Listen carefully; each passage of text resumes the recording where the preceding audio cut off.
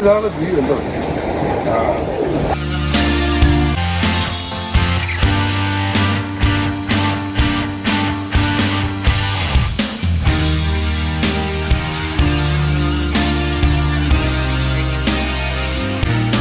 Golden light ഒന്നും എന്ത് രസമല്ലേ.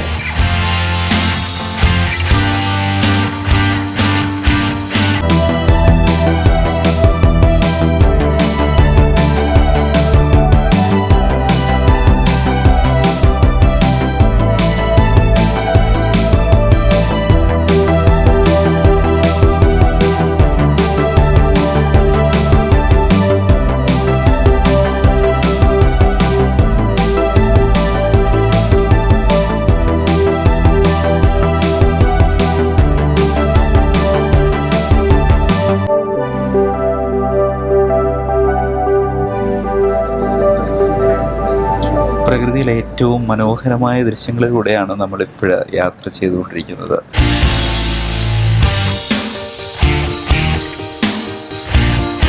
നമ്മളിപ്പോൾ യാത്ര ചെയ്യുന്ന ഈ സമയം ഇതിന് ഏറ്റവും അനുയോജ്യമായ സമയമാണ്. കാരണം ഈ ഇലകളുടെയൊക്കെ നിറങ്ങൾ നമ്മളിങ്ങനെ മാറിക്കാണുന്നത് നമ്മൾ ഈ ഫോൾ സീസണിൽ യാത്ര ചെയ്യുന്നത് കൊണ്ടാണ്.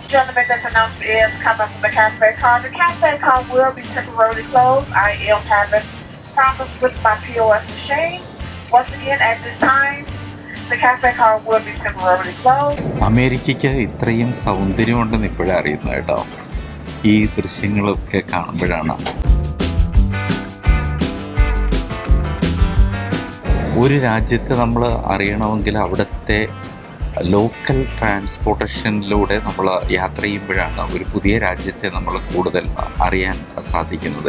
യഥാർത്ഥത്തിൽ അമേരിക്കയുടെ ശക്തി സൗന്ദര്യങ്ങൾ നമുക്ക് മനസ്സിലാകുന്നത് ഇത്തരം യാത്രകളിലൂടെയാണ്. ഇത് നമ്മുടെ നാട്ടിലുള്ള മലയാളികൾക്ക് വേണ്ടി മാത്രമല്ല ഈ ട്രാവൽ ചെയ്യുന്നത്. അമേരിക്കയിൽ തന്നെ വർഷങ്ങളായി ജീവിച്ചിട്ട് ഇപ്പോൾ ന്യൂയോർക്ക് പോലെയോ അല്ലെങ്കിൽ ന്യൂജേഴ്സി പോലെയോ കണക്റ്റിക്കറ്റ് പോലെയോ ഹാർട്ട്ഫോർഡ് പോലെയോ അറ്റ്ലാന്റ പോലെയോ ഒക്കെയുള്ള സ്ഥലങ്ങളിൽ വർഷങ്ങളായിട്ട് താമസിക്കുന്ന മറ്റ് അധികം സ്റ്റേറ്റുകളിലേക്കൊന്നും യാത്ര ചെയ്തിട്ടില്ലാത്ത ഒരുപാട് സുഹൃത്തുക്കളുണ്ട്. അവർക്ക് കൂടി വേണ്ടിയാണ് ഈ വീഡിയോ ചെയ്യുന്നത്.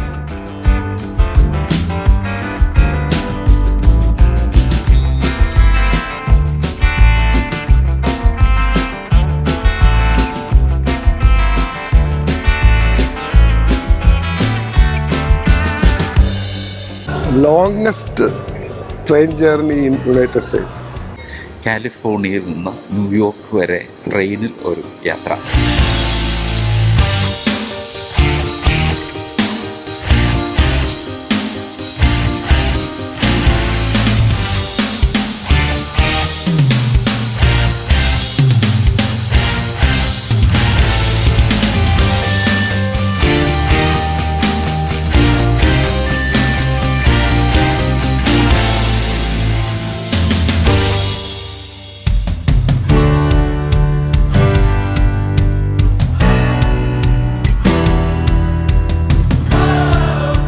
രണ്ട് സുഹൃത്തുക്കൾ കൂടെയുണ്ട്. നമ്മുടെ പ്രിയപ്പെട്ട തമ്പി ആൻ്റണിയും പിന്നെ ഷൈജു എന്ന് പറഞ്ഞിട്ട് ഇവിടെ സാൻ ഫ്രാൻസിസ്കോയിലുള്ള ഒരു സുഹൃത്തുമുണ്ട്.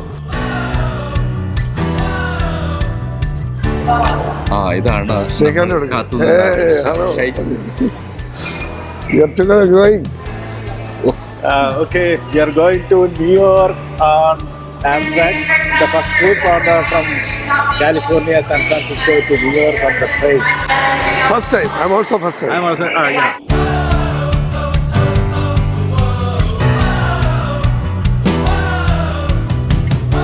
Longest train journey in United States.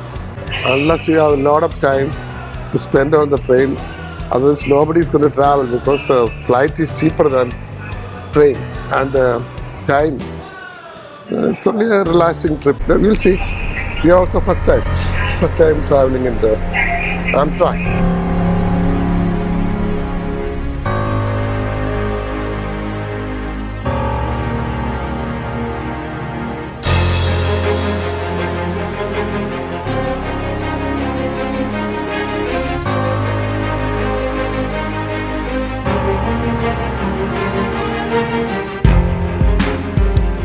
I'm getting ready to go, waiting for them to announce the time, and they will take you inside the platform, and they will direct you to the train. Okay, നമ്മുടെ യാത്ര എങ്ങനെയാണ്? ആദ്യം നമ്മൾ Chicago വരെ അല്ലേ? Chicago. ഞങ്ങൾ എംട്രാക്ക് ട്രെയിനിലാണ് യാത്ര ചെയ്യുന്നത്. ആദ്യം ഇപ്പോൾ എംബ്രിവിൽ എന്നുള്ള സ്ഥലത്താണ് ഞങ്ങളുള്ളത്, സാൻ ഫ്രാൻസിസ്കോ ബേ ഏരിയയിലെ ഒരു സ്റ്റേഷനാണ് എംബ്രിവിൽ. ഇവിടുന്ന് നമ്മൾ കയറിയ ഷിക്കാഗോ വരെ ഒറ്റ ട്രെയിനാണ്. Chicago to New York. ഷിക്കാഗോ എത്ര സമയം നമ്മൾ എത്തുന്നത്? 2 days. 2 ദിവസം 2 രാത്രി. Then 1 more days to New York. അതെ, New Jersey, right? അപ്പോൾ ഇനിയുള്ള 2 പകലും 2 രാത്രിയും നമ്മൾ എംട്രാക്ക് ട്രെയിനിൽ ന്യൂയോർക്കിലേക്ക്, കാലിഫോർണിയയിൽ നിന്ന് ന്യൂയോർക്കിലേക്ക്. പിന്നെ ഇത്തരം യാത്രകൾ ചെയ്യുമ്പോഴാണ് യഥാർത്ഥത്തിൽ നമ്മളൊരു സ്ഥലത്തെ അറിയുന്നത് കേട്ടോ. ഇപ്പോൾ നിങ്ങൾക്കറിയാമല്ലോ, നമ്മൾ ഒരുമിച്ചാണല്ലോ യാത്ര ചെയ്തത്. ഇപ്പോൾ ന്യൂയോർക്കിൽ നിന്ന് കാലിഫോർണിയ വരെ ഇങ്ങോട്ട് നമ്മൾ ബസ്സിലാവുന്നത്. പക്ഷെ ആ ബസ് യാത്ര കഴിഞ്ഞപ്പോൾ നമ്മൾ ഒരു അമേരിക്കയെ അറിയുന്നു എന്നുള്ളൊരു അവസ്ഥയിലേക്ക് നമ്മളെത്തുന്നു. അമേരിക്കയെ ഈ വലിയ ദൂരെ നമ്മൾ വിചാരിച്ച സ്ഥലങ്ങളൊന്നും അത്ര ദൂരെയല്ല. ഇപ്പോൾ ഈ ഷിക്കാഗോ, ഡെൻവർ, കൊളറാഡോ എന്നൊക്കെ പറയുന്നത് നമുക്ക് വളരെ പരിചിതമായ ഒരു സ്ഥലങ്ങളായി മാറിക്കഴിഞ്ഞു. അതുവരെ നമുക്ക് ഇതൊക്കെ വളരെ വിദൂരമായിട്ടുള്ള ഏതോ സ്ഥലമാണെന്നുള്ളൊരു തോന്നലായിരുന്നു. അപ്പോൾ ഈ ബസ് യാത്ര കഴിഞ്ഞപ്പോഴാണ് എനിക്കും അമേരിക്ക വളരെ പരിചിതമായ, വളരെ അറിയുന്ന, വളരെ അടുപ്പമുള്ള ഒരു സ്ഥലമായി മാറിയത്. അപ്പോൾ അതുകൊണ്ട് തന്നെ ഈ ട്രെയിൻ യാത്രയും ചെയ്യാൻ വേണ്ടിയിട്ട് ഞാനും ഇങ്ങനെ വളരെ എക്സൈറ്റഡ് ആണ്. പ്രത്യേകിച്ചും ഇങ്ങോട്ട് ബസ് യാത്ര ഒറ്റയ്ക്കായിരുന്നു. ഇപ്പോൾ പ്രിയപ്പെട്ട 2 സുഹൃത്തുക്കൾ കൂടെയുണ്ട്.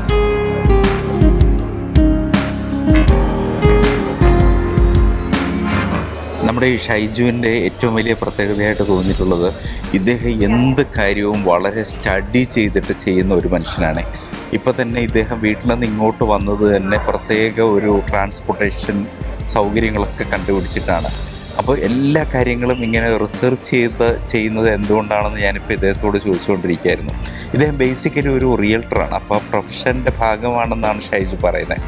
എൻ്റെ ജോലി റിയൽട്ടർ ആയതുകൊണ്ട് ഒരു വീട് ആൾക്കാരെ കാണിക്കാൻ പോകുമ്പോഴോ അല്ലെങ്കിൽ അത് വിൽക്കണമെന്നും പറഞ്ഞ് സെല്ലേഴ്സിൻ്റെ അടുത്ത് വരുമ്പോഴോ ആ പ്രോപ്പർട്ടിയെ പറ്റി നല്ലപോലെ സ്റ്റഡി ചെയ്തിട്ടാണ് നമ്മൾ പോകുന്നത്. ആ സ്റ്റഡി ചെയ്തിട്ട് പോകുന്നത് എന്തിനാണെന്ന് ചോദിച്ചു കഴിഞ്ഞാൽ, അവിടെ ചെല്ലുമ്പോൾ അത് എനിക്ക് കുറേ ക്വസ്റ്റ്യൻസ് കാണും, എൻ്റെ ക്ലയൻസിന് ക്വസ്റ്റ്യൻസ് കാണും. ഇതിനെല്ലാം നമ്മൾ ആൻസർ റെഡിയാക്കി പോകണം. അങ്ങനെ ഒരു ഇത് കൾച്ചറിലായതുകൊണ്ട് വേറെ എന്ത് കാര്യത്തിന് പോയാലും ഇതുപോലൊരു ഡീറ്റെയിൽ സ്റ്റഡി നടത്തി കിട്ടാവുന്ന ഇൻഫർമേഷൻ എല്ലാം കളക്ട് ചെയ്ത് പോകുമ്പോൾ വെരി യൂസ്ഫുൾ. ഞാൻ ഫ്രീമോണ്ടിലാണ് താമസിക്കുന്നത്. ഫ്രീമോണ്ടിൽ നിന്ന് മക്കാർത്തർ എന്ന് പറയുന്ന സ്റ്റേഷൻ വരെ ഞാൻ ബാർട്ടിൽ വന്നു. മക്കാർത്തർ സ്റ്റേഷനിൽ നിന്ന് എമറിവിൽ ആംട്രാക്ക് സ്റ്റേഷനിലോട്ട് ഫ്രീ ബസ് ഉണ്ട് എവറി 10 minutes. ആ ബാർട്ടിൻ്റെ ഫ്രണ്ടിൽ തന്നെയാണ് ബസ് സ്റ്റേഷനും. അതുകൊണ്ട് വളരെ കൺവീനിയൻ്റ് ആയിട്ട് അവർ ഡയറക്റ്റായിട്ട് അത് ഈ സ്റ്റേഷനിലോട്ട് ഡെഡിക്കേറ്റഡ് ആയിട്ടുള്ള ബസ്സാണ്. വളരെ കൺവീനിയൻസ് ആണ്. അതുകൊണ്ട് നമുക്ക് ഈസി ആയിട്ട് ഇവിടെ നിർത്താൻ പറ്റും. ഇത് അറിയത്തില്ലെങ്കിൽ പിന്നെ നമ്മൾ അവിടുന്ന് ടാക്സി വിളിക്കണം, അല്ലെങ്കിൽ വേറെ പല ബുദ്ധിമുട്ടുകൾ, അല്ലെങ്കിൽ അവിടെ നിന്ന് ആരുടെയെങ്കിലും ഹെൽപ്പ് മേടിച്ച് റൈഡ് ചോദിക്കണം. ഇതിൻ്റെ ഒന്നും ആവശ്യമില്ല. നമുക്കിതെല്ലാം ഇവിടെ ഗവൺമെൻറ് ഇതെല്ലാം ഫെസിലിറ്റിയും തരുന്നുണ്ട്. നമ്മളത് യൂസ് ചെയ്താൽ മതി. ഈ അമേരിക്കയിൽ തന്നെ ജീവിക്കുന്ന ഒരുപാട് പേര് അറിയാതെ പോകുന്ന കാര്യങ്ങളാണ് കേട്ടോ ഇത്. കാരണം പലപ്പോഴും നമ്മൾ ഇപ്പോൾ JFK പോലുള്ള സ്ഥലത്ത് ഫ്ലൈറ്റ് ഇറങ്ങുമ്പോഴോ അല്ലെങ്കിൽ ഇങ്ങനെ ഒരു ട്രെയിനിൽ യാത്ര ചെയ്യുമ്പോഴോ ഒക്കെ ഇവിടുത്തെ ഗവൺമെൻറ് തന്നെ നൽകുന്ന, ഷൈജു പറഞ്ഞതുപോലെ ഗവൺമെൻറ് നൽകുന്ന ഒരുപാട് ഫെസിലിറ്റീസ് ഉണ്ട്. അപ്പോൾ അത് പലരും അറിയുന്നില്ല എന്നുള്ളതാണ് സത്യം.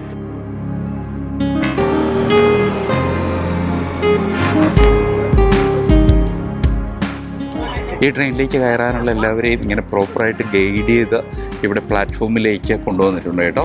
ഇവിടുത്തെ ഏറ്റവും രസമുള്ളൊരു കാഴ്ച അത് ഇവിടുത്തെ ഇത് നോക്കിയാൽ ഈ റെയിൽവേ ട്രാക്ക്. അപ്പോൾ ഇവിടുത്തെ ആൾക്കാർ അങ്ങനെ പെട്ടെന്ന് ഇതിനകത്തേക്കൊന്നും പിടിച്ച് കയറില്ല എന്ന് ഉറപ്പുള്ളത് കൊണ്ടാണ്. നമ്മുടെ നാട്ടെ പോലെ താന്നിറങ്ങി അപ്പുറം കയറണ്ട. ഇങ്ങനെ ഈ yellow line, this is A boundary. Chicago. Yes, it is reserved. If you're in coach, you will be given a seat assignment. But don't worry, the train starts here. You already get the best pick of the seats. Take the ride. I mean, that's what we're here for. What is ours? Right, Private? sleeper car ചോദിക്കട്ടെ അവരോട്. accommodations. Private room. Car 640, 640. You're എവിടെയാ gonna head പോകേണ്ടത് all the way ചോദിക്കണം. down to the right side of I, like India. There's a poster board sitting over there. Just go stand by that sign for me. ഇതല്ല. Sleeper car 632. You're gonna go to the letter I. നമ്മുടെ കാറിന് number ഉണ്ടോ? Sleeper car 631, H like hotel. So the sleeper cars can go ahead and head down to the poster boards at letters H and I, please. Where does 631 go? Saiju ആദ്യമായിട്ടാണ് പോകുന്നത്. ഞാൻ ആദ്യമായിട്ടാണ് അത് ഭയങ്കരമാണ്. നമ്മൾ രണ്ടുപേരും അമേരിക്കയിലുണ്ട്. ട്രെയിനകത്ത് പോകുന്നത്. പ്രധാന കാര്യം എന്ന് പറഞ്ഞാല് നാട്ടിൽ ഒരുപാട് ട്രെയിനകത്ത് യാത്ര ചെയ്ത് മടുത്തിരിക്കുന്നതാണ്. കാരണം ഞാൻ ഇടയ്ക്കിടയ്ക്ക് ഡൽഹിയിൽ പോകാറുണ്ട്. അത് കഴിഞ്ഞിട്ട് ഇവിടെ വന്നിട്ട് വീണ്ടും ട്രെയിൻ യാത്ര ചെയ്യണ്ടെന്നുള്ളത് വെച്ചിട്ട് അതിനങ്ങോട്ട് നോക്കിയിട്ടില്ല. പിന്നീട് കുറച്ചു നാൾ കഴിഞ്ഞപ്പോഴാണ് ഇവിടുത്തെ ട്രെയിൻ യാത്രയും നാട്ടിലെ ട്രെയിൻ യാത്രയും രണ്ടാണ്. ഇവിടെ ആൾക്കാർ ലക്ഷ്യ ട്രിപ്പിന് വേണ്ടിയാ ട്രെയിനകത്ത് പോകുന്നത്. അത് മാത്രമല്ല, ഇപ്പം ഇവിടുന്ന് ന്യൂയോർക്ക് വരെ പോകാൻ എനിക്ക് ട്രെയിനിനകത്ത് $1,500, $1,500. അതേസമയം ന്യൂയോർക്കിൽ നിന്ന് എനിക്ക് തിരിച്ച് ഇങ്ങോട്ട് വരാൻ only $150. അതെ, സെയിം റീസൺ. ഞാൻ ഇതുവരെ ട്രെയിനെ ട്രൈ ചെയ്യാത്തൊരു കാര്യം. കാരണം നമ്മൾ രണ്ടുപേരും അമേരിക്ക 10 വർഷമായി. അതെ, ഇതുവരെ ആംട്രാക്ക് കയറിയിട്ടില്ല. Good morning. 632.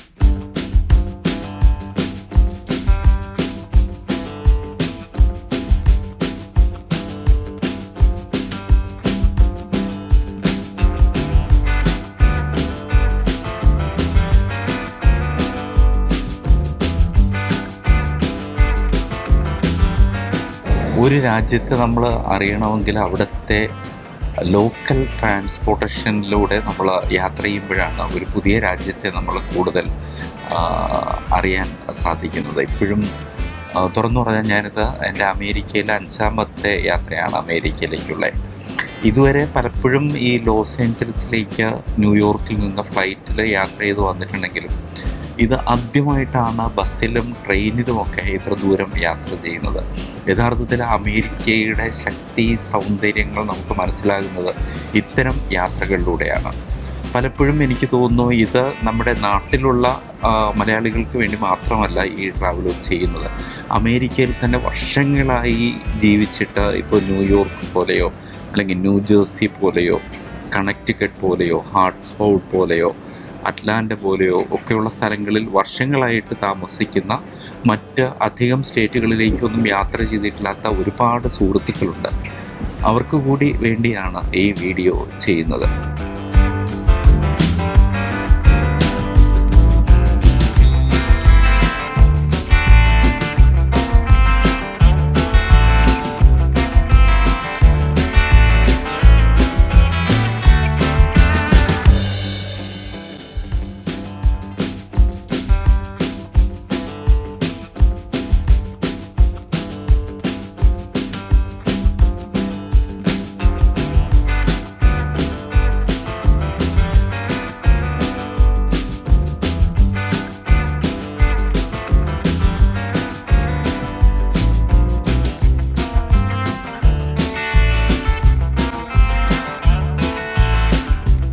അമേരിക്കയ്ക്ക് ഇത്രയും സൗന്ദര്യമുണ്ടെന്ന് ഇപ്പോഴേ അറിയുന്നത് കേട്ടോ.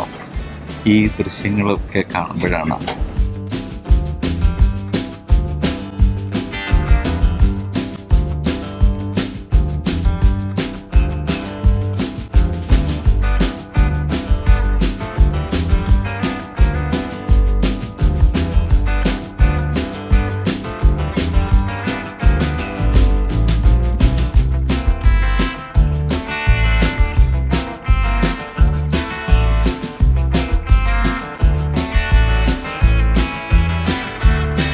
എൻ്റെ ഏറ്റവും അടുത്ത സുഹൃത്തുക്കളിൽ പലരും അമേരിക്കയിൽ ജീവിക്കുന്ന ആൾക്കാരാണ്. അമേരിക്കയുടെ വിവിധ ഭാഗങ്ങളിൽ ജീവിക്കുന്ന ആൾക്കാരാണ്.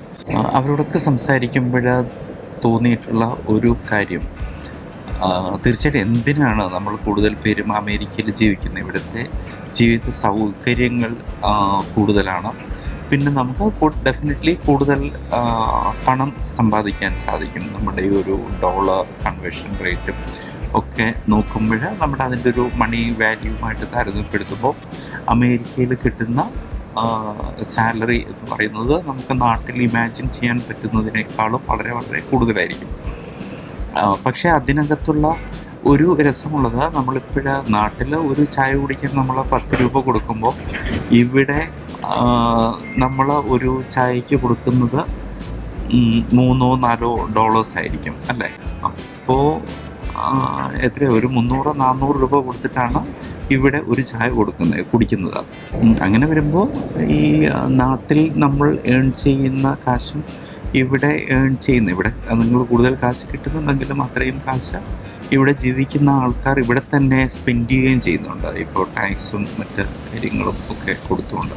പക്ഷേ ഇവിടുത്തെ മലയാളികളുടെ ഒരു വലിയ അഡ്വാൻറ്റേജ് തോന്നിയിട്ടുള്ളത്, നമ്മൾ കേരളത്തിൽ ജീവിക്കുന്ന ആൾക്കാർ കേരളത്തെ സ്നേഹിക്കുന്നതിനേക്കാളും കൂടുതലായിട്ടാണ് പലപ്പോഴും അതെനിക്കൊന്ന് അമേരിക്കയിൽ മാത്രമല്ല, ഭൂരിപക്ഷം വിദേശ രാജ്യങ്ങളിലും താമസിക്കുന്നവർ അവരാണ് കേരളത്തെ കൂടുതൽ സ്നേഹിക്കുന്നത്, കേരളത്തിലെ ഫെസ്റ്റിവൽസ് കൂടുതൽ ആഘോഷിക്കുന്നത്. പ്രധാനമായിട്ടും നമ്മളിപ്പോഴും ഓണം എന്ന് പറയുന്നത് കേരളത്തിൽ എന്തോ പറയുന്നത് മാക്സിമം ഒരു 10 ദിവസം നീണ്ടു നിൽക്കുന്ന ഒരു ആഘോഷം മാത്രമാണ്. പക്ഷേ അമേരിക്കയിൽ ഇത് ഞാനിപ്പോൾ എടുക്കുന്നത് ഒക്ടോബർ അവസാന വാരമാണ്. ഇതിപ്പോൾ ഞാൻ നിങ്ങളോട് സംസാരിച്ചുകൊണ്ടിരിക്കുന്നത് 2025 ഒക്ടോബർ അവസാനമാണ്.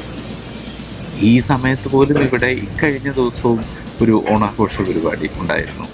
അപ്പോൾ അമേരിക്കയിലെ ഓണം എന്ന് പറയുന്നത് ഒരു 3-4 മാസം, അതായത് ഏകദേശം ക്രിസ്മസ് വരെ നീണ്ടു നിൽക്കുന്ന ഒരു പരിപാടിയാണ്. അത് ഇവിടുത്തെ ആൾക്കാരുടെ നാടിനോടുള്ള സ്നേഹത്തിൻ്റെ ഒരു പ്രതിഫലനം കൂടിയാണ്. പിന്നെ തോന്നിയിട്ടുള്ളത് പലപ്പോഴും അത് നാട്ടിലും ഇവിടെയും തന്നെ നിങ്ങൾക്ക് വേണ്ടി എത്രയേറെ സമയം മാറ്റിവെക്കുന്നു യാത്രകൾക്ക് വേണ്ടി, പുതിയ സ്ഥലങ്ങൾ കാണാൻ വേണ്ടി. നിങ്ങൾ ജീവിക്കുന്ന സ്ഥലത്തെക്കുറിച്ച് തന്നെ കൂടുതൽ അറിയാനായി നിങ്ങൾ എത്രയേറെ സമയം മാറ്റിവെക്കുന്നു എന്നുള്ളത് വളരെ പ്രധാനപ്പെട്ടൊരു കാര്യമാണ്. എല്ലാവരും ഈ പണത്തിന് പിറകെയുള്ള ഒരു പരക്കം പാച്ചിലാണ്. ഇതിനിടയ്ക്ക് നമുക്ക് നഷ്ടപ്പെട്ടു പോകുന്നത് ഇത്തരം യാത്രകളും ഈ യാത്രകളിലെ സ്വകാര്യ നിമിഷങ്ങളും ആ സമയത്തെ ചിന്തകളും നമ്മൾ ഈ കാണുന്ന പ്രകൃതി സൗന്ദര്യവും ഒക്കെയാണ് നമ്മൾ ഈ പണത്തിന് പിറകെ ഉള്ള ഈ ഓട്ടത്തിനിടയിൽ നമുക്ക് പ്രത്യേകിച്ചും അമേരിക്കൻ മലയാളികൾക്ക് നഷ്ടപ്പെട്ടു പോകുന്നത് എന്ന് തോന്നിയിട്ടുണ്ട്. ഞാൻ വളരെ പ്രിയപ്പെട്ട പല ഫാമിലികളുടെയും കൂടെ ജീവിച്ചിട്ടുണ്ട് അമേരിക്കയിൽ. അപ്പോഴൊക്കെ രാവിലെ 5 മണിക്ക് ഉറക്കമെണീറ്റ് ഓടി ജോലിക്ക് പോയി അവിടെ ലേറ്റ് നൈറ്റ് ഇരുന്ന് വർക്ക് ചെയ്ത് തിരിച്ച് വരുന്നത് തന്നെ 1 മണിക്കോ മറ്റോ ആയിരിക്കും. അപ്പോൾ 2-3 മണിക്കൂർ മാത്രം ഉറങ്ങിയിട്ട് ഈ ജോലിക്ക് വേണ്ടി ഓടുന്ന ആൾക്കാരെ ഞാനിവിടെ കണ്ടിട്ടുണ്ട്. അപ്പോൾ എല്ലാം ഒരു ഓട്ടമാണ്. ഈ ഓട്ടത്തിനിടയിൽ നമുക്ക് ഇത്തരം സുന്ദരമായ നിമിഷങ്ങൾ, ഈ സ്വയം നമ്മളെ തന്നെ തിരിച്ചറിയാനുള്ള ഈ യാത്രകളിലൊക്കെ സംഭവിക്കുന്ന പ്രധാന കാര്യം, നമുക്ക് നമ്മളിലേക്ക് നോക്കാനുള്ള കുറേ സമയം കൂടി കിട്ടുന്നുണ്ട്. നമ്മൾ പ്രകൃതിയിലേക്ക് നോക്കുന്നതിനോടൊപ്പം തന്നെ വാട്ട് മേക്സ് അസ് ഹാപ്പി എന്നൊക്കെ നമ്മൾ ആക്ച്വലി നമ്മൾ റിയലൈസ് ചെയ്യുന്നത്, അല്ലെങ്കിൽ അതിനെക്കുറിച്ചൊക്കെ നമുക്ക് ചിന്തിക്കാനുള്ള ഒരു സമയമൊക്കെ കിട്ടുന്നത് ഈ യാത്രകളിലാണ്. നമ്മൾ ഇന്ത്യക്കാർ എപ്പോഴും നമ്മുടെ ഇന്ത്യയുടെ ഏറ്റവും വലിയ മഹത്വമായിട്ട് പറയുന്നത് നമ്മളുടെ ഈ വിവിധ രീതിയിലുള്ള പ്രകൃതിയുടെ അവസ്ഥകളാണ് അല്ലേ. നമുക്കിപ്പോഴും ഓരോ സംസ്ഥാനത്തിലും ഓരോ വെതർ കണ്ടീഷനായിരിക്കും, അതിൻ്റെ ടെറൈൻ വ്യത്യാസമായിരിക്കും, അന്തരീക്ഷം വ്യത്യാസമായിരിക്കും. ഇത് നമ്മുടെ ഇന്ത്യയുടെ ഒരു വലിയ മഹത്വമായിട്ട് നമ്മളെപ്പോഴും കൊട്ടിഘോഷിക്കുന്ന ഒരു കാര്യമാണ്. പക്ഷെ നമ്മൾ യാത്ര ചെയ്യുമ്പോൾ ഈ വൈവിധ്യം മിക്കവാറും എല്ലാ രാജ്യങ്ങൾക്കും ഉണ്ട് എന്നുള്ളതാണ്. അത് ഇന്ത്യയുടെ മാത്രമല്ല. ഒരുപക്ഷെ എനിക്ക് തോന്നുന്നു അമേരിക്കയിലെ ഇത്രയേറെ സ്റ്റേറ്റുകളിലൂടെ യാത്ര ചെയ്ത് കഴിഞ്ഞ സാഹചര്യത്തിൽ എനിക്ക് പറയാൻ പറ്റുന്നത്, ഈ അമേരിക്കയിൽ നമ്മൾ കാണുന്ന ഈ പ്രകൃതിയുടെ വൈവിധ്യം എന്ന് പറയുന്നത് നമ്മളെ വല്ലാതെ വിസ്മയിപ്പിക്കുന്നതാണ്. ഇപ്പോൾ ഞാൻ ഈ ന്യൂയോർക്കിൽ നിന്ന് കാലിഫോർണിയ വരെ ചെയ്തിട്ടുള്ള ബസ് യാത്രയിൽ തന്നെ നമ്മൾ ഈ വിവിധ സ്ഥലങ്ങളിലുള്ള ഈ ടെറൈൻ മാറുന്നു എന്നുള്ളതല്ല, നമ്മൾ വിവിധ സീസണിലൂടെയാണോ യാത്ര ചെയ്ത് വരുന്നത് എന്ന് പോലും നമുക്ക് തോന്നിപ്പോകും. പ്രത്യേകിച്ചും നമ്മുടെ ഈ ബസ് ട്രിപ്പ് കണ്ടിട്ടുള്ള പ്രേക്ഷകർക്ക് അറിയാമായിരിക്കും. ഈ നവാഡ ആ ഭാഗത്ത് ഈ സ്പാർക്ക് സ്റ്റേഷൻ ഒക്കെ കഴിഞ്ഞ സമയത്ത്, സ്പാർക്ക് സെൻ്റർ ഒക്കെ കഴിഞ്ഞ സമയത്ത് മുഴുവൻ നമ്മൾ മഞ്ഞു വീഴുന്ന മലനിരകൾക്കിടയിലൂടെയായിരുന്നു നമ്മുടെ ബസ് യാത്ര. എന്നാൽ അതിനു മുമ്പ് ഈ കൊളറാഡോ, ഡെൻവർ, ആ സ്ഥലത്തൊക്കെ നമ്മൾ, അത് കൊളറാഡോയിലെ ഡെൻവറിലൂടെ ഒക്കെയുള്ള യാത്ര നമ്മളൊരു മരുഭൂമിയിലൂടെ, എന്താ പറയുന്ന ഒരു ഡെസേർട്ട് മൗണ്ടൻസ് എന്നുള്ള അന്തരീക്ഷമായിരുന്നു നമുക്ക് ചുറ്റും കാണാൻ പറ്റുന്നത്. എന്നാൽ ഇന്ത്യാന പോലുള്ള സ്ഥലം വളരെ പച്ചപ്പുള്ള, ഇത് നമ്മൾ വസന്തകാലത്തിലൂടെയാണോ യാത്ര ചെയ്യുന്നത് എന്ന് തോന്നിപ്പിക്കുന്ന അന്തരീക്ഷമായിരുന്നു. അപ്പോൾ ഈ ഒരു പ്രകൃതിയുടെ ഒരു വല്ലാത്ത വൈരുദ്ധ്യം അമേരിക്കയിലും നമുക്ക് ഈ അമേരിക്കയിലുള്ള റോഡ് യാത്രയിൽ നമുക്ക് കാണാൻ കഴിയും. പക്ഷേ ഇപ്പോൾ എനിക്ക് എക്സൈറ്റ്മെൻറ്റ് തോന്നുന്നത് റോഡ് യാത്രയേക്കാൾ മനോഹരമാണ് ട്രെയിൻ യാത്ര. ഈ ട്രെയിൻ യാത്ര ഇപ്പോൾ തുടങ്ങിയിട്ട് ഒരു മണിക്കൂറേ ആയിട്ടുള്ളൂ. അതിനിടയ്ക്ക് തന്നെ കാണുന്ന വിഷ്വൽസ് എന്ന് പറയുന്നത് വിസ്മയിപ്പിക്കുന്നതാണ്.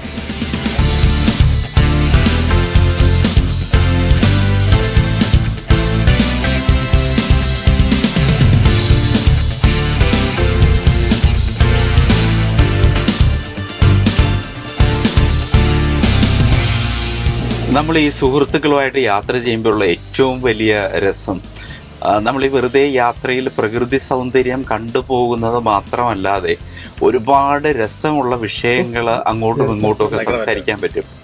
ഇപ്പോൾ തന്നെ ഞങ്ങളൊന്ന് സംസാരിച്ചു തുടങ്ങിയ ഒരു വിഷയം, നമ്മൾ ഈ പരിണാമത്തിൻ്റെ ഭാഗമാണല്ലോ നമ്മളെല്ലാവരും. അപ്പോൾ ഈ പരിണാമത്തിൻ്റെ ഭാഗമായിട്ട് നമുക്കെല്ലാവർക്കും, അല്ലെങ്കിൽ നമ്മുടെ തലമുറകൾക്കെല്ലാം രൂപമാറ്റം സംഭവിക്കുന്നു. നമ്മളുടെ പുതിയ ജനറേഷൻ്റെ IQ ലെവൽ വളരെ നമ്മളുടേതിനേക്കാളുമൊക്കെ വളരെ കൂടുതലായിട്ട് വരുന്നു. അങ്ങനെ ഒരു പരിണാമവുമായി ബന്ധപ്പെട്ട ഒരു കാര്യമായിരുന്നു നമ്മുടെ ഷൈജു വർഗീസും തമ്പി ആൻ്റണിയും ഇപ്പോൾ ഇരുന്നിങ്ങനെ സംസാരിച്ചു കൊണ്ടിരിക്കുന്നത്. അപ്പോൾ അവർ പറയുന്നത് കേട്ടുകൊണ്ടിരിക്കാനും നല്ല രസമുണ്ട്. ഇപ്പോൾ ലൈഫ് കൂടുതലുണ്ട് ആൾക്കാർക്ക്, ലൈഫ് എക്സ്പെക്ടൻസി ഉണ്ട്. അതും ഒരു പരിണാമത്തിന്റെ ഭാഗം തന്നെയല്ലേ? പരിണാമത്തിന്റെ ഭാഗമാണ് അത്. പരിണാമത്തിന്റെ ഭാഗം എന്ന് വെച്ചാൽ നമ്മുടെ മെഡിസിൻ ഒക്കെ ഒത്തിരി കൂടെ അഡ്വാൻസ്ഡ് സയന്റിഫിക്കലി. പിന്നെ ആൾക്കാർക്ക് കൂടുതൽ ജീവിക്കണമെന്ന് ആഗ്രഹവും ഉണ്ട്. അതിനനുസരിച്ചുള്ള കാര്യങ്ങളുമായിട്ടാണ് മുന്നോട്ട്. അതും പരിണാമത്തിന്റെ ഭാഗമാണ്. നമ്മൾ ചിന്തിച്ച് പുതിയ മെഡിസിൻ കണ്ടുപിടിക്കുന്നു, നമുക്ക് സർവൈവ് ചെയ്യാൻ. സർവൈവലിന്റെ ഒരു ഭാഗമാണ്. That's part of evolution. അല്ല നമുക്ക് മനുഷ്യർക്ക് മാത്രമേ കഴിവുള്ളല്ലോ സയൻസും മെഡിസിൻ കണ്ടുപിടിക്കാനും ചികിത്സിക്കാനുള്ള നമ്മുടെ ചിന്തയിൽ നിന്നുണ്ടായതാണ്. ഇപ്പം പണ്ടത്തെ ആൾക്കാരെ നോക്കുക, പണ്ടത്തെ എന്ന് പറഞ്ഞു കഴിഞ്ഞാൽ ഇപ്പം പിന്നെ നൂറ്റാണ്ടുകൾക്ക് മുമ്പുള്ള ആൾക്കാരെ നോക്കുകയാണെങ്കിൽ അന്നത്തെ ലോക പ്രശസ്തരായിട്ടുള്ള പലരെ പറ്റി പിടിക്കുകയാണെങ്കിൽ നെപ്പോളിയൻ, അലക്സാണ്ടർ, ജീസസ്, ഇവൻ നമ്മുടെ സ്വാമി വിവേകാനന്ദൻ, ചങ്ങമ്പുഴ, പത്മരാജൻ, എല്ലാവരും 30s മരിച്ചുപോയ ആൾക്കാരാണ്. അത് ഒന്നുകിൽ അവർക്ക് ചെയ്യാനുള്ളതെല്ലാം ആ സമയം കൊണ്ട് ചെയ്തു തീർത്തു. അല്ല, സയന്റിഫിക്കലി ബുക്ക് വായിച്ചാൽ നമുക്കറിയാം ഫസ്റ്റ് സെഞ്ചുറിയില് 35 years. ഇപ്പൊ ഇവിടെ ആൾക്കാരുടെ കോളേജ് ഗ്രാജുവേഷൻ കഴിയുന്നത് തന്നെ 25-ലല്ലേ? 25 ഗ്രാജുവേഷൻ കഴിയുന്നു. അവസാനം ലൈഫ് തുടങ്ങുന്നത് 30-ന് ശേഷം. 30 കഴിയും. 30 കഴിയുമ്പോഴാണ് ലൈഫ് തുടങ്ങുന്നത്. ആ കാലത്ത് 30 ആകുമ്പോഴത്തേക്ക് ഓൾഡ് ഏജ് ആയി. പക്ഷെ അമേരിക്കയില് 50 വയസ്സ് എന്ന് പറഞ്ഞാലും ചെറുപ്പക്കാരാണ്. 50 വയസ്സിലെ കല്യാണം ആലോചിക്കുന്നത്. അതെ. ഇന്ത്യയിലാണെങ്കിൽ 55 വയസ്സ് കഴിഞ്ഞാൽ എല്ലാവരും വയസ്സായി എന്നുള്ള ഒരു ഇതാണ്. അല്ല, ഇന്ത്യയിൽ കേരളത്തിൽ ഒരു വ്യത്യാസമുണ്ട്. ഇപ്പൊ ഈ ഇന്ത്യക്ക് സ്വാതന്ത്ര്യം കിട്ടുമ്പോൾ 40-45 ആയിരുന്നു ലൈഫ് എക്സ്പെക്ടൻസി. ഇപ്പൊ അത് 60-70 ഒക്കെ ഇന്ത്യയിൽ. കേരളത്തിൽ ഇപ്പോഴും equal to US and Europe. അത് ഇപ്പോഴല്ല. അത് എന്തുകൊണ്ടാന്ന് ചോദിച്ചാൽ ഈ പറഞ്ഞ സയൻസും പിന്നെ എഡ്യൂക്കേഷനും, നമുക്കൊരു അസുഖം വന്നു കഴിഞ്ഞാൽ ഹോസ്പിറ്റലിൽ പോകണമെന്നൊക്കെ ഒരു ബോധമുണ്ട്. അതെ. അത് അവർക്കില്ല. അത് ഇപ്പോഴല്ല. എനിക്ക് തോന്നുന്നു 2002-ലോ 2003-ലോ മറ്റോ ഒരു സ്റ്റഡി നടന്നപ്പോ ഇന്ത്യയിൽ ഒരേ ഒരു സ്റ്റേറ്റ് മാത്രമേ ഉള്ളൂ നോർത്ത് അമേരിക്കൻ ലിവിങ് സ്റ്റാൻഡേർഡ് ആൾക്കാർക്ക്. അത് കേരളമാണ്. അത്രേ ഉള്ളൂ. എഡ്യൂക്കേഷൻ. അതെ. ഇപ്പൊ ഒരു ഷുഗർ കൂടുതൽ വന്നാൽ പലർക്കും സ്ട്രോക്ക് ഉണ്ടാവും. അത് ടേക്ക് കെയർ ചെയ്തില്ലെങ്കിൽ അതുകൊണ്ട് തന്നെ നമ്മൾ അങ്ങനെ ഒത്തിരി പേര് മരിക്കുന്നുണ്ടായിരുന്നു. അതെ. ഇപ്പൊ ഷുഗർ എല്ലാവർക്കും ഉണ്ട് കേരളത്തില്. പക്ഷെ എല്ലാം ടേക്ക് കെയർ ചെയ്യുന്നുണ്ട്. ഇപ്പൊ എന്റെ മദറിലോ 92 വയസ്സ് മരിച്ചത് 50 വയസ്സിൽ ഷുഗർ ഉണ്ട്. പക്ഷെ എന്നും ചെക്ക് ചെയ്ത് ഷുഗർ എന്ന് പറഞ്ഞാൽ മാനേജ് ചെയ്തില്ലെങ്കിൽ ഡേഞ്ചറസ് ആണ്. You have to manage it. ഫുഡിന്റെ കാര്യത്തിലും അങ്ങനെ മാനേജ് ചെയ്യാനുള്ള ഒരു മാനസികത ഉണ്ടായത് എന്തുകൊണ്ടാണ്? Education, science, awareness. That's one of the. അല്ലാതെ പണ്ടൊക്കെ എന്ന് പറഞ്ഞാൽ നമ്മൾ കാട്ടിൽ കൂടെ നടക്കുമ്പോൾ മൃഗങ്ങള് കുത്തി മരിക്കാം. ലൈഫ് എക്സ്പെക്ടൻസി കുറയാൻ കാര്യം 10 പേര് ചിലപ്പം 50 വയസ്സ് ജീവിച്ചിരിക്കും. പക്ഷെ മോർ ദാൻ 50% പല രീതിയിൽ മരിക്കും. പനി വന്നാൽ മരിക്കും, ടൈഫോയിഡ് വന്നാൽ മരിക്കും. ഇപ്പൊ പെൻസിലിൻ കണ്ടുപിടിച്ചത് ബൈ ആൻ ആക്സിഡന്റ്. അലക്സാണ്ടർ ഫ്ലെമിങ്ങിന്റെ ലാബില് 2 ടെസ്റ്റ് ട്യൂബ് വന്ന് പൊട്ടി വീണപ്പം അത് വന്നപ്പോൾ അതിനകത്ത് ചെറിയ പൂപ്പൽ വരുന്നു. അതാണ് പെൻസിലിൻ. ആ പെൻസിലിൻ കണ്ടുപിടിക്കൊണ്ട് എത്ര മില്യൺസ് ആൾക്കാർ ലൈഫ് സേവ് ചെയ്തു. ലോകത്തിലൊരു ദൈവവും ചെയ്യാത്ത കാര്യമാണ് പെൻസിലിനുള്ള ഒറ്റ മെഡിസിൻ കൊണ്ട് സാധിച്ചത്. ഈ പറഞ്ഞ അലക്സാണ്ടർ ഫ്ലെമിങ്ങാണ് ശരിക്കും ദൈവം. പെൻസിൽ കൊണ്ടാണ് അന്നുണ്ടായിരുന്ന ഗുണേറിയ എല്ലാം മാറിയത്. ഇപ്പോഴും നമ്മൾ ഉപയോഗിക്കുന്ന ഈ പെൻസിലാണ്. പല രീതിയിൽ പല പേരിൽ വരുന്നുണ്ട്. ഏറ്റവും വിപ്ലവകരമായ ഒരു മാറ്റം ഈ ലൈഫ് എക്സ്പെക്ടൻസി കൊണ്ടുവന്നത് penicillin. That's also by an accident. ഞാൻ എപ്പോഴും പക്ഷെ ഇതിൽ നമ്മൾ തമിഴ്ചേട്ടാ ഈ പറയുന്ന ഈ മരുന്നുകൾ എന്ന് പറയുന്ന എല്ലാമേ, ഞാൻ ഈ പ്ലസീബോ എന്ന് പറഞ്ഞിട്ട് ഒരു പുസ്തകം വായിച്ചിട്ടുണ്ട്. അപ്പൊ അത് എന്തൊരു ഡോക്ടർ ജോയ് ഡിസ്പെൻസ എന്ന് പറഞ്ഞിട്ട് ഒരാളുടേതാണ്. അപ്പൊ ഇതിൽ 2ാം ലോക മഹായുദ്ധകാലത്തോ മറ്റോ നമ്മുടെ ഈ യുദ്ധസമയത്ത് ഈ അപകടത്തിലാകുന്ന ഭടന്മാരുണ്ടല്ലോ, ഇപ്പൊ കാല് പോകുന്നു, കൈ പോകുന്നു.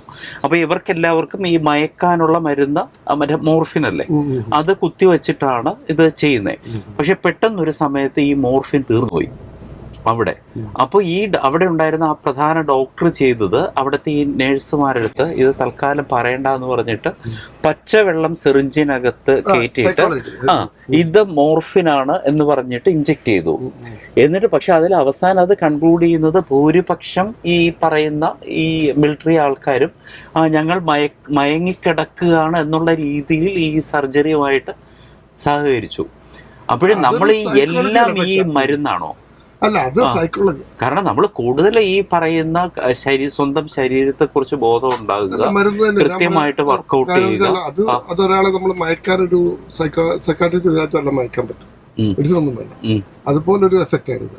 ഈ പ്രായമുള്ളവരൊക്കെ ഹോസ്പിറ്റലിൽ ചെല്ലുമ്പോൾ ഇഞ്ചക്ഷൻ വേണം നിർബന്ധമാണ്. പണ്ടൊക്കെ ഇഞ്ചക്ഷൻ ചെയ്യാൻ ചിലപ്പോൾ വെറും വെള്ളമായിരിക്കും, അതുകൊണ്ട് അവരുടെ പനി പോകും. അതൊരു സൈക്കോളജിക്കൽ ട്രീറ്റാണ്. എന്തുകൊണ്ടൊരു ടൈഫോയിഡ് വന്ന ആൾ ഈ ടൈഫോയിഡിന്റെ മരുന്ന് കണ്ടുപിടിച്ചില്ലായിരുന്നെങ്കിൽ എത്ര പേര് മരിക്കും? ചങ്ങമ്പഴല്ലേ എഴുതിയത് വേദന വേദന വേദന എന്നൊരു ലഹരി. വേദന വേദന ലഹരി പിടിക്കും, വേദന ഞാൻ ഇതിൽ മുഴുകട്ടെ മുഴുകട്ടെ, മമ ജീവനിൽ നിന്നൊരു മുരളി മൃദുരവം ഒഴുകട്ടെ, തെച്ചി പൂങ്കുല പോലെ മഞ്ചിമ വിടരും പുലകാലേ, നിന്നു ലളിതേ നീയൻ മുന്നിൽ നിർവൃതി തൻ പൊൻകതിർ പോരേ. വേറൊരു പാട്ടുണ്ടല്ലോ, എന്തിരുന്നാലും എനിക്ക് ആസ്വദിക്കണം മുന്തിരിച്ചാറ് പോലുള്ളൊരു ഈ ജീവിതം. അങ്ങനെ ആസ്വദിച്ചാണ്. മുന്തിരിച്ചാറ് മറ്റേ ഡ്രിങ്ക്സ് ആയിരുന്നു മാത്രം.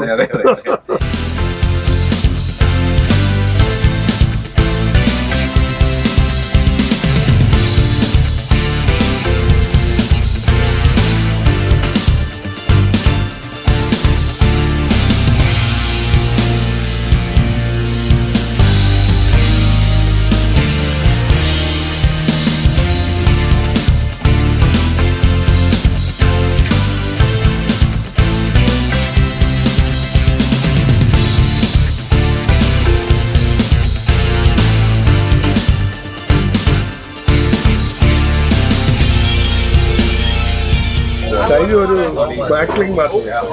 അപ്പം അങ്ങനെ ഞങ്ങൾ സോഡയെ പറ്റി സംസാരിക്കുന്നു. സോഡയ്ക്കകത്ത് കാർബൺ ഡൈ ഓക്സൈഡ് ഉണ്ടല്ലോ, നമുക്ക് വേണ്ടാത്ത സാധനം. അതുപോലെ ആൽക്കഹോൾ, ഇത് രണ്ടും കൂടെ മിക്സ് ചെയ്യുമ്പോൾ 2 നെഗറ്റീവ് സാധനങ്ങൾ നമ്മൾ വെറുതെ എടുക്കുകയാണ്.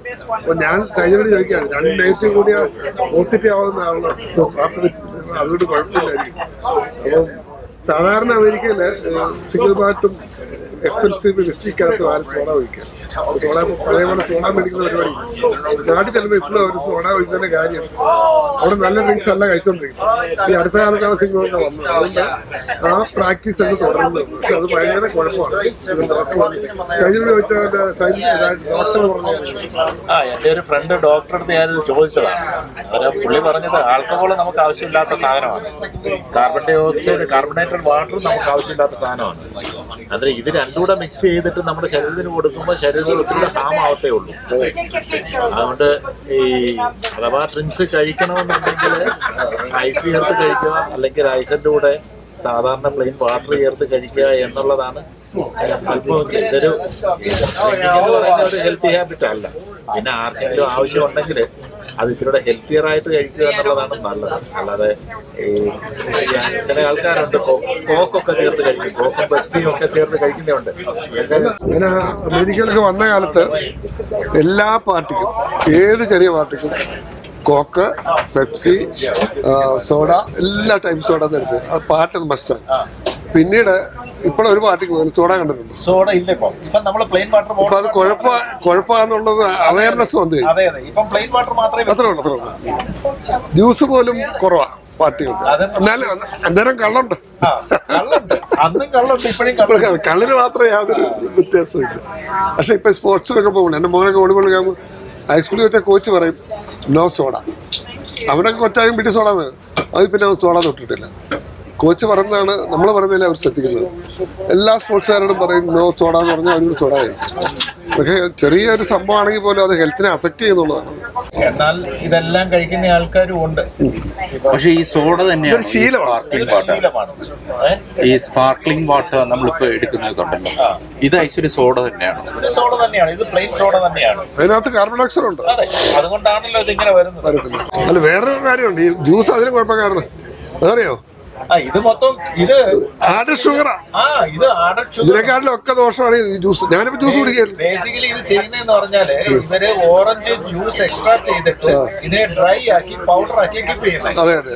എന്നിട്ട് ഇത് ജ്യൂസ് ആക്കുന്നത് എങ്ങനെയാന്ന് ചോദിച്ചു കഴിഞ്ഞാൽ ഇതിനകത്ത് ആവശ്യത്തിനുള്ള വാട്ടർ ചേർത്ത് ആവശ്യത്തിന് ഷുഗർ കൂടെ ചേർത്തിട്ട് ഇത് വീണ്ടും ആക്കും. എന്താ കാര്യം എന്ന് വെച്ചാൽ ഓറഞ്ച് സീസണിൽ ഉള്ള ഓറഞ്ച് എല്ലാം കൂടെ കീപ്പ് ചെയ്യാൻ പറ്റത്തില്ല.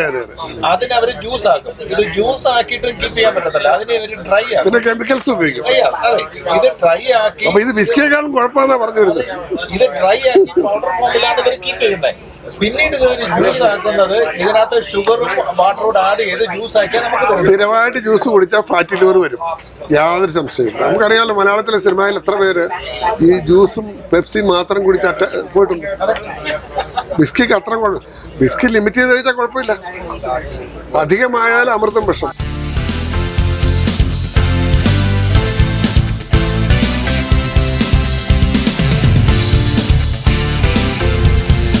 എല്ലാം ഓറഞ്ച് നിറത്തിലുള്ള ഇലകൾ.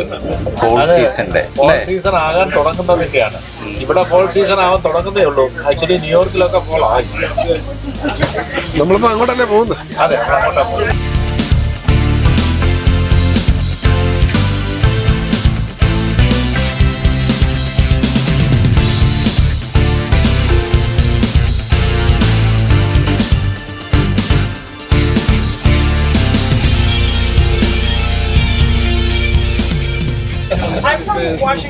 നമ്മുടെ ഫുഡ് വന്നിരിക്കുവാണ്. Thank you.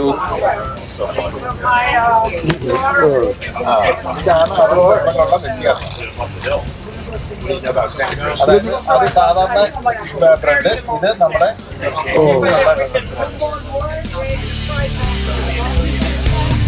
നമ്മളിപ്പം റീനോയ്ക്കാണ് പോകുന്നത്. We are still in California. പോകുന്ന വഴി the highest mountains in Truckee. അവിടെ 6 മാസം സ്നോ ആയി. ഇത്ര സ്നോ വീണ് തുടങ്ങി. അതുപോലെ ഹൈ ഏരിയ ആണ്. 7,000 ഫീറ്റാന്ന് എനിക്ക് തോന്നുന്നു എക്സാക്ട്. ഇവിടെ ഒരു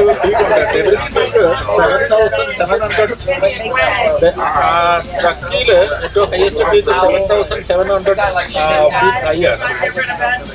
ഡബിൾ സ്പീക്ക്. അതായത് ട്രക്കി വരെ പോയാൽ മതി, അങ്ങോട്ട് പോകേണ്ട സ്നോ ആണ്. ട്രക്കി വന്ന് ഇവിടെ ഞാനും പ്രേമം ഇവിടെ വന്ന് താമസിച്ചിട്ടുണ്ട്. നേരത്തെ കാറ് കാണത്തില്ല. ഒരു സാധനം വന്നു വിടും. അത് നമ്മൾ എടുത്തെടുത്ത കാറ് കണ്ടുപിടിക്കണ പാടാണ്. പാർക്കിലോട്ട് മുഴുവൻ സ്നോ ആയിരിക്കും. രസമായിട്ട് ഇരുപത് താമസിക്കാൻ ഇരുപതൊന്നും പോകേണ്ട ആവശ്യമില്ല. അവിടുന്ന് ഒരു 3 മണിക്കൂർ ഡ്രൈവ് ചെയ്താൽ ട്രക്കിയിലെത്തും. 3 മണിക്കൂർ വേണ്ട, 3 വേണ്ട. ഇവിടുന്ന് ആലുമൂരുന്നോ? അതായത് നമ്മള് പിന്നെ സാക്രമെന്റോ കഴിഞ്ഞിട്ടൊരു 1.5 മണിക്കൂർ കഴിയുമ്പോൾ 2 മണിക്കൂർ ആകുമ്പോൾ ട്രക്കിയിലെത്തും. പിന്നെ നമ്മൾ താഴോട്ട് ഇറങ്ങും. ഇതാണ് ഏറ്റവും കോൾഡസ്റ്റ് എന്ന് പറയുന്നത്. നമ്മളിപ്പോഴും കാലിഫോർണിയയില്ല. ട്രക്കീസ് കാലിഫോർണിയ. ഇതൊരു സ്കീ റിസോർട്ട് ഏരിയ. നവാഡയിലെ സ്പാർക്ക് എന്നുള്ള സ്ഥലത്തായിരുന്നു. അതുവഴി പാസ് ചെയ്യും. ഒരു ലേക്ക് താഹം ഉണ്ട്. അവിടുന്ന് ഒരു മണിക്കൂർ. റീനോ എന്ന് പറയുന്നത് റീനോ നവാഡയുടെ ക്യാപിറ്റലാണ്. California border. അല്ല, നവാഡയുടെ എന്താ ക്യാപിറ്റൽ ആണെന്ന് അറിയില്ല. അല്ല, ക്യാപിറ്റൽ അല്ല, ഒരു ഗാംബ്ലിംഗ് കാസിനോസ് ഒക്കെ. ലോസ് വേഗസ് പോലെ ഒരു മിനി ലോസ് വേഗസ് ആണ്. നെവാഡയിൽ ഇത് ലീഗലാണ്. അത് ലോസ് വേഗസ് അവിടെ.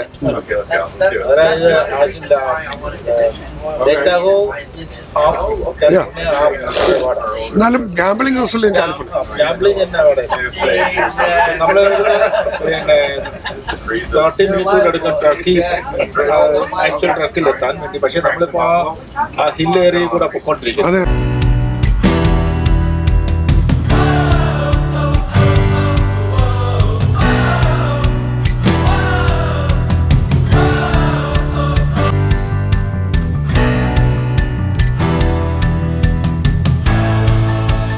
നമ്മളിപ്പം 7000 ഫീറ്റ് ആയി. സ്നോ കാണാൻ തുടങ്ങി. ഇത് കണ്ടില്ല, അവിടെ മുഴുവൻ സ്നോ ആണ്. ആ സൈഡ് ഞങ്ങൾ ഇരിക്കുന്നതിന്റെ ഓപ്പോസിറ്റ് സൈഡ് അങ്ങോട്ട് നോക്കിയാൽ സ്നോ കാണാൻ പറ്റും. പക്ഷെ വലിയ സ്നോ ഒന്നും ഇല്ല കേട്ടോ. ഇല്ല.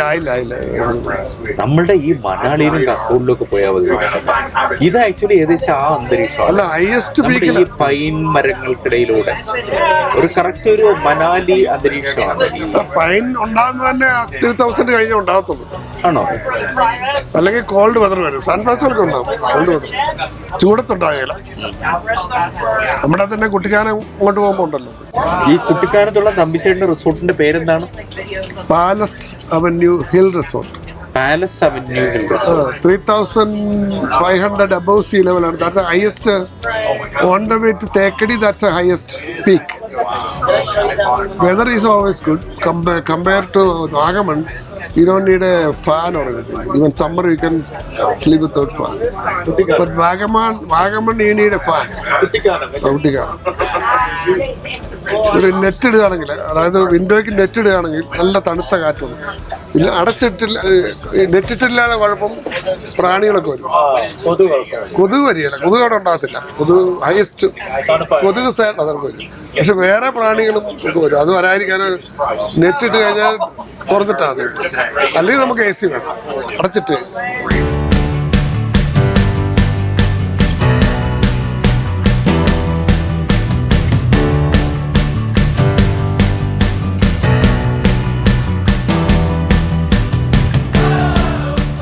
അതായത് കേരളവും കാലിഫോർണിയ ആയിട്ടുള്ള സാമ്യം എന്നറിയോ? കേരളവും ഒരേ ഷേപ്പില് ബോർഡർ ചെയ്ത ബീച്ചിന്റെ സൈഡിൽ തന്നെ. ഒരു സൈഡ് മുഴുവൻ ബീച്ച്, മിഡില് പ്ലെയിന്, ഈസ്റ്റ് സൈഡില് ഹിൽസ്. പക്ഷെ നമ്മള് പിന്നെ ഭൂമധ്യരേഖ അടുത്ത് കിടന്നുകൊണ്ടാണ് സ്നോ വീഴുന്നത്. ഇതിപ്പോ ഇത്രയും നോർത്തേൺ കാലിഫോർണിയ ആയതുകൊണ്ടാണ് സ്നോ വീഴുന്നത്. കാരണം അവിടെ ഇഷ്ടം പോലെ വരുന്നത്.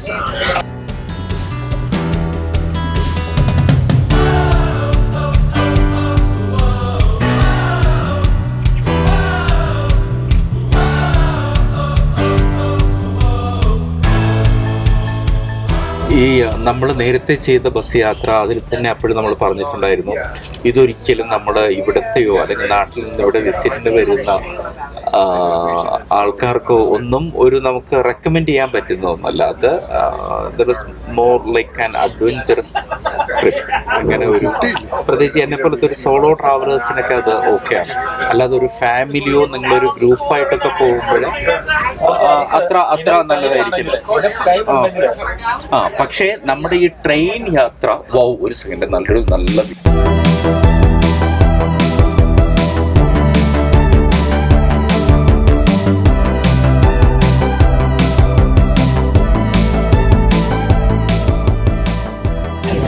ഇടയ്ക്ക് ഒരു ട്രെയിൻ വന്ന് ആ വ്യൂ മറച്ചു. നേരത്തെ പറഞ്ഞത് പക്ഷേ ഈ ഫാമിലികൾക്കും അല്ലെങ്കിൽ സുഹൃത്തുക്കൾ ചേർന്നിട്ടുമൊക്കെ ഉറപ്പായിട്ട് പോകേണ്ട അല്ലെങ്കിൽ ചെയ്തിരിക്കേണ്ട ഒരു യാത്രയാണ് ഈ ആംട്രാക്കിലുള്ള. അതിപ്പോൾ ന്യൂയോർക്കിൽ നിന്ന് കാലിഫോർണിയയിലേക്കാണെങ്കിലോ തിരിച്ചാണെങ്കിലോ ഒക്കെയുള്ള ഒരു യാത്ര എന്ന് പറഞ്ഞാൽ, അല്ലെങ്കിൽ ഇപ്പോൾ ഷിക്കാഗോ വരെ വേറെ ഏതെങ്കിലും ഒരു ട്രാൻസ്പോർട്ടേഷൻ വന്നിട്ട് ഷിക്കാഗോ ടു കാലിഫോർണിയ ഒക്കെ വരുന്നത് അത് വർത്താണ് കേട്ടോ. പ്രത്യേകിച്ചും പിന്നെ ഞാനത് ചെയ്തിട്ടില്ലെങ്കിലും ഇപ്പം ഞങ്ങൾ ഈ യാത്ര ചെയ്യുന്നത് ഒരു ഫോൾ സീസണിലാണ്. പക്ഷെ ആലോചിക്കുമ്പോൾ വിൻ്റർ സീസണിൽ ഇതുവഴി യാത്ര ചെയ്യാൻ പറ്റുവാണെങ്കിൽ അതൊരു വലിയ എക്സ്പീരിയൻസ് ആയിരിക്കും. എനിക്ക് വീണ്ടും ഏതെങ്കിലും ഒരു വിൻ്റർ സീസണിൽ ഇതേ യാത്ര റിപ്പീറ്റ് ചെയ്യണമെന്ന് ആഗ്രഹമുള്ള ഒരാളാണ്.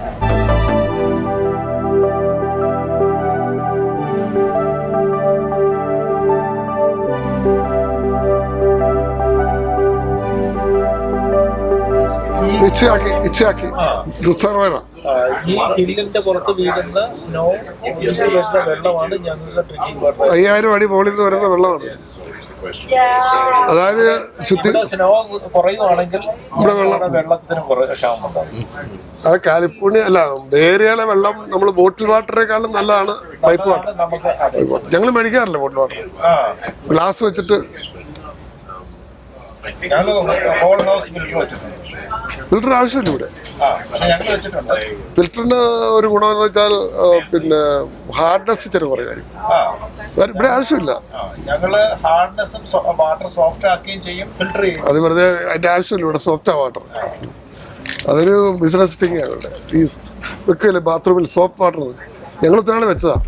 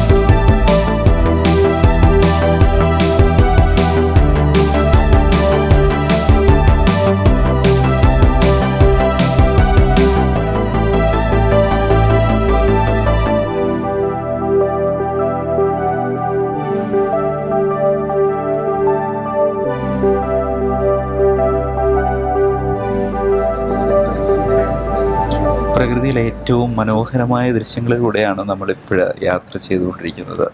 അങ്ങനെ തോന്നിപ്പിക്കുന്ന യാത്രയാണിത്. ഈ ചുറ്റും കാണുന്ന, പ്രത്യേകിച്ചും ഈ ഫോൾ സീസണിൽ ഈ പ്രകൃതി മുഴുവൻ ഇത്ര മനോഹരമായി നിൽക്കുന്ന ഒരു സീസണിൽ ഈ ആംട്രാക്ക് യാത്ര ചെയ്യാൻ സാധിച്ചത് ഒരു വലിയ ഭാഗ്യമായി കരുതുന്നു.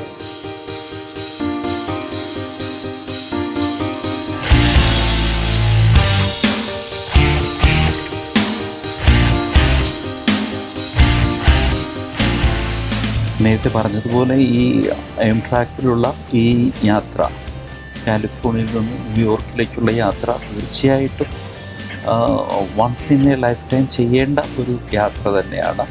പക്ഷെ അതുപോലെ തന്നെ പ്രധാനമാണ് നിങ്ങൾ ഏത് സമയത്താണ് ഈ യാത്ര ചെയ്യുന്നത് എന്നുള്ളത്. ഈ ഫോൾസ് ടൈം, അതായത് നമ്മളിപ്പോൾ യാത്ര ചെയ്യുന്ന ഈ സമയം ഇതിന് ഏറ്റവും അനുയോജ്യമായ സമയമാണ്. കാരണം ഈ ഇലകളുടെയൊക്കെ നിറങ്ങൾ നമ്മളിങ്ങനെ മാറിക്കാണുന്നത് നമ്മൾ ഈ ഫോൾ സീസണിൽ യാത്ര ചെയ്യുന്നത് കൊണ്ടാണ്. പക്ഷെ അതുപോലെ മനോഹരമായിരിക്കും വിൻ്റർ സീസണിൽ ഈ വഴിയിലൂടെ യാത്ര ചെയ്യുമ്പോഴുള്ള അനുഭവം എനിക്ക് തോന്നുന്നു.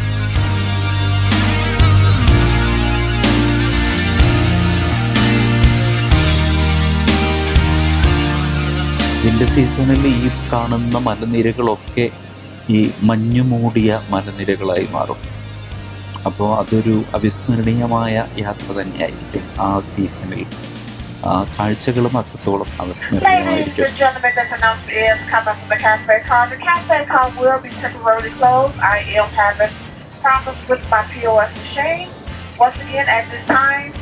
The cafe car will be temporarily closed. I am having problems with my POS machine. Once the cafe car opens, I will make every open announcement once my POS is back up and running once again.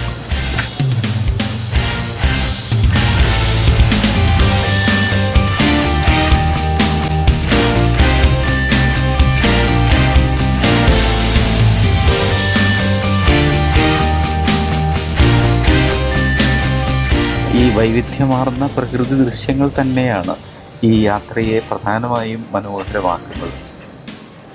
ഇതിലും വലുതായി ഈ ജീവിതത്തിൽ നമുക്ക് എന്താണ് ചെയ്യാനുള്ളത് എന്നൊക്കെ ഇങ്ങനെ തോന്നിപ്പോകും.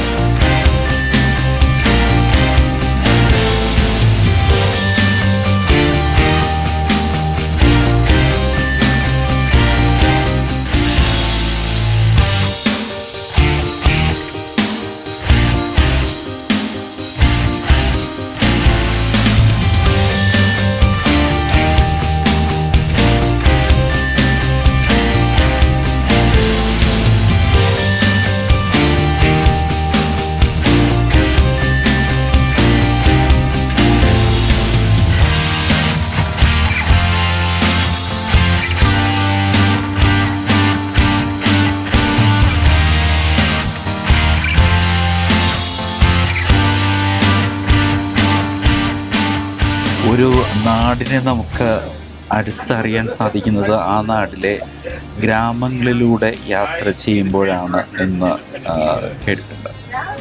ആ രീതിയിൽ നോക്കുമ്പോൾ നമ്മുടെ ഈ ട്രെയിൻ യാത്രയാണ് ഒരു പുതിയ നാടിനെ അറിയാനുള്ള, വെറുതെ നമ്മൾ കുറേ പ്രകൃതി ദൃശ്യങ്ങൾ കണ്ടുള്ള ഒരു യാത്ര മാത്രമല്ല. മിക്കവാറും സമയങ്ങളിൽ ട്രെയിൻ യാത്ര ചെയ്യുന്നത് ഗ്രാമങ്ങളിലൂടെ ആയിരിക്കും. അപ്പോൾ ഒരു ഗ്രാമത്തെ അടുത്തറിയുന്നതാണ് ഒരു പുതിയ നാടിനെ അടുത്തറിയാനുള്ള ഏറ്റവും എളുപ്പമുള്ള വഴി എന്ന് പറയാറുണ്ടല്ലോ. അപ്പോഴതുപോലെ നമ്മുടെ ഒരു നാട്ടിലെ വിവിധ രീതിയിലുള്ള പാർപ്പിട സൗകര്യങ്ങൾ, വിവിധ രീതിയിലുള്ള ഗതാഗത മാർഗങ്ങൾ, ഇതൊക്കെ നമുക്ക് കണ്ട് അനുഭവിച്ച് അറിഞ്ഞ് പോകാൻ കിട്ടുന്ന ഒരു അവസരമാണ് ട്രെയിൻ യാത്ര, പ്രത്യേകിച്ചും ഇത്തരത്തിലുള്ള ഒരു ലോങ് ട്രെയിൻ ജേർണി എന്ന് പറയുന്നത്. പിന്നെ ട്രെയിൻ യാത്രയുടെ ഏറ്റവും വലിയൊരു അഡ്വാൻറ്റേജ് നമുക്ക് ഏതെങ്കിലും ഒരു പുസ്തകമൊക്കെ വായിച്ച് പോകാൻ സാധിക്കും. പിന്നെ സുഖമായി കിടന്ന് ഉറങ്ങിപ്പോകാൻ പറ്റും. ഇങ്ങനെയുള്ള കുറേ അഡ്വാൻറ്റേജസ് കൂടി ട്രെയിൻ യാത്രയ്ക്ക് ഉണ്ട്.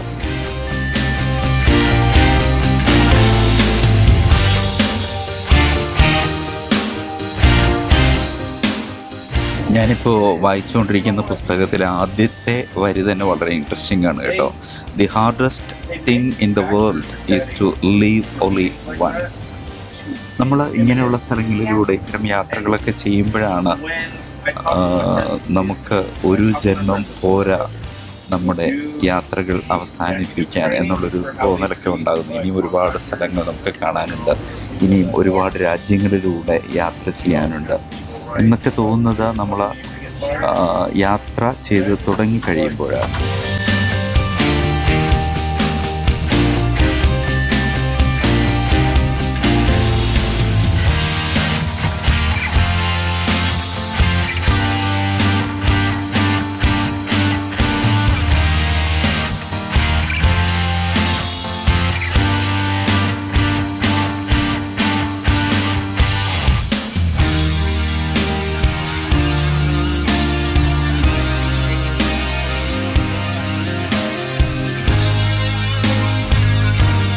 Just on the top of the mountain. ശരിക്കും ഇതാണ് വ്യൂ എന്തോ.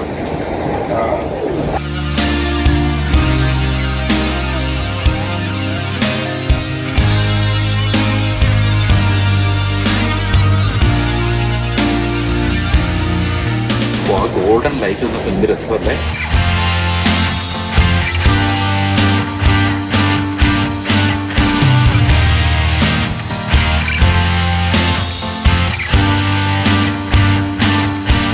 ാണ് നമ്മുടെ ഡിന്നറിന്റെ ടൈം പറഞ്ഞേക്കുന്നത്. അതിൽ ആ 7:30 നമ്മളൊന്ന് റെഡിയായി പോയി കഴിക്കുന്നോ അതോ എങ്ങനെയാ? അതാ റെഡിയാവാനുള്ളത്. പോയി ഒരുങ്ങി കുളിച്ചിട്ട്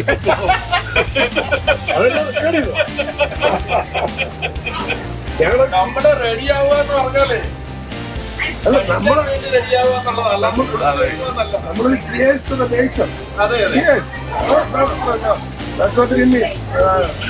വിചാരിക്കുന്ന ഞങ്ങളൊരു കണ്ടുപിടിയന്മാരുന്നു. We are making cheers. Friendly with our beautiful nature, with the golden lights. See, ഇങ്ങനെയൊക്കെ പോകുമ്പോഴായിരിക്കും ഡഫോഡിൽസിന്റെ ആ കവിതകളൊക്കെ എഴുതിയേക്കുന്നില്ല. സത്യം കേട്ടോ.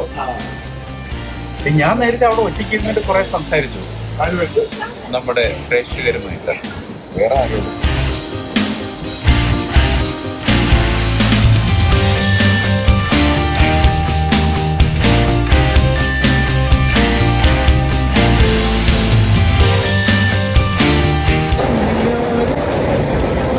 ട്രെയിൻ ചെയ്യാം. ട്രെയിൻ കണ്ടു അവിടെ നന്ദിമാരോട് ഞാൻ ചൊല്ലിട്ട് ശ്രീകുമാരൻ തമ്പിയുടെ ചില പാട്ടുകളൊക്കെ നമ്മൾ അറിയാതെ ഏയ് നന്ദിയാരോട് ഞാൻ ശ്രീകുമാരൻ തമ്പി സാറല്ല. അയ്യോ, കോന്നിയൂർ ഭാസ്. പിന്നെ അല്ലല്ല, ഇത് അഹത്തിലെ പാട്ടാ. നന്ദിയാരോ. പക്ഷെ ബന്ധുക്കൾ സദർക്കിലും കിട്ടിലും പാട്ടുകളുണ്ട്. ശ്രീകുമാരൻ തമ്പി സാറ് ഒരു പക്ഷെ തമ്പി സാറിന്റെ ഒരുപാട് പാട്ടുകളുടെ വയലാർ എഴുതിയതും ONV സാർ എഴുതിയതെന്ന് പറഞ്ഞിട്ട് പാടുന്നുണ്ട്. അയ്യോ, തമ്പി സാറിന്റെ പാട്ടുകളാ. ഇവൻ ഈ ബന്ധുക്കൾ ശത്രുക്കളുടെ തന്നെ ബന്ധുവാര് ശത്രുവാര്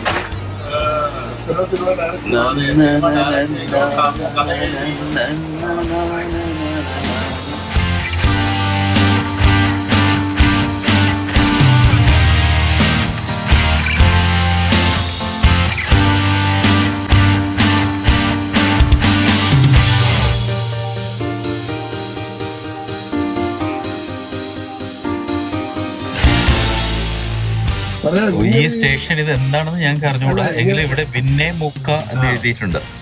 അപ്പൊ എന്തായാലും പറയാം, വിന്നെ മുക്ക സ്റ്റേഷനിലാണ് നമ്മൾ ഇവിടെ എത്തിയിരിക്കുന്നത്. ഇപ്പം വിന്നിമുക്ക സ്റ്റേഷനിലാണ്.